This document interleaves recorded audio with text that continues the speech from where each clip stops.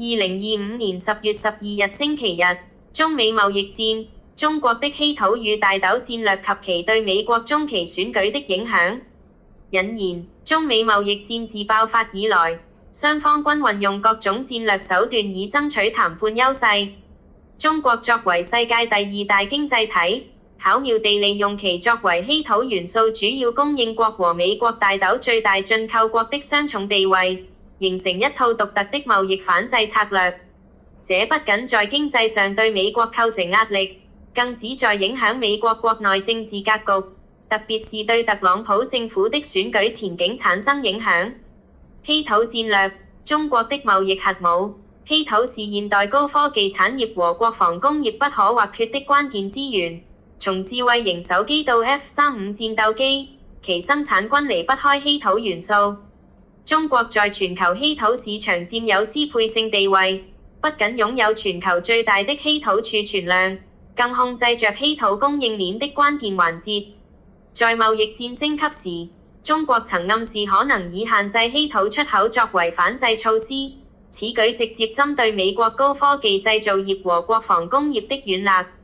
這種策略的威力在於，美國很難在短期內找到替代供應源。建立獨立的稀土供應鏈需時數年，這使中國在貿易談判中擁有重要的槓桿。大豆戰略，精準打擊農業州。大豆則是中國另一項精準選擇的貿易武器。中國是美國大豆的最大進口國，大量進口美國大豆主要用於滿足國內畜牧業的飼料需求。在貿易衝突中，中國通過減少或威脅減少進口美國大豆，直接針對美國農業州，這些地區正是特朗普和共和黨的重要票倉。例如，2025年初特朗普政府宣布對中國商品加徵關稅後，中國的反制措施雖未直接針對大豆，但市場對美國大豆出口需求的擔憂仍導致大豆期價波動。這種選擇性打擊的目的在於引發美國農業州的不滿，進而對特朗普政府形成國內政治壓力。對美國中期選舉的潛在影響，中國的稀土與大豆戰略，在影響美國政治方面展現出精準的針對性。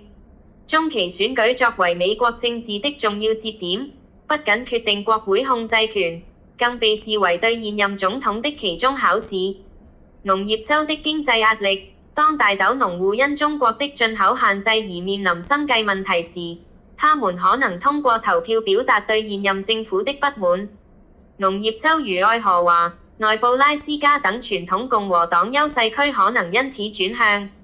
經濟連鎖反應，稀土供應不穩定可能影響美國多個關鍵產業，導致就市場動盪和就業問題，進一步削弱選民對現任政府的信心。政治動員效應，受貿易戰直接影響的產業和地區可能出現更高的政治動員，反對黨則會利用這一機會強調現行貿易政策的負面影響。歷史經驗表明，執政黨在中期選舉中往往會失去部分國會席位。若中國的貿易反制策略進一步加劇這一趨勢，可能強化反對黨對特朗普貿易政策的批評，影響選舉結果。